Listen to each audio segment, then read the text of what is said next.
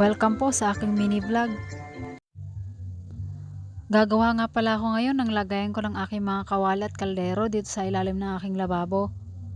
Heto nga at may kahoy na ako at nilalagari ko na. Ito nga pala ay pagpapatungan ng kawayan na magsisilbing lagayan ng aking mga kawali at kaldero.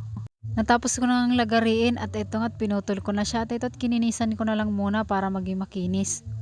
Inalis ko lang yung mga balat para maayos naman tingnan. Eto at isinukat-sukat ko lang dito para magpantay. Taranay ko nga yung kawayan kung pantay nga, pero okay naman siya. At ayan naman ang aking anak, pasilip-silip, naghahanap yan ng gagawin. Magpapakabisi din yan sa buhay niya. Ginuhitan ko lang yung kahoy para sa aking pagpapakuan. At nilagari ko na rin itong mga kawayan para magpantay-pantay sila. Para maganda at maayos namang tingnan. Sadyang madami lang talaga mga kawayan dito sa amin, mas mabilis makagawa pag maraming kawayan. Kinuha ito namin kahapon. Ito, tinaalis ko nga yung mga buko nito para mas makinis. Naisip ko nga gumawa nito para maayos akong lagayan ng aking kaldero at kawali dito sa kusina. Maganda kasi sa paningin pag maayos sa mga pinaglalagyan at maayos na nakasalansan ng mga gamit, hindi masakit sa mata. At natapos na nga ako sa pagtanggal ng mga buko nitong kawayan, ayan ang aking anak nakahanap na ng gagawin. Magsusulat daw siya, hala sige magpakabisi ka dyan at busy din ako dito.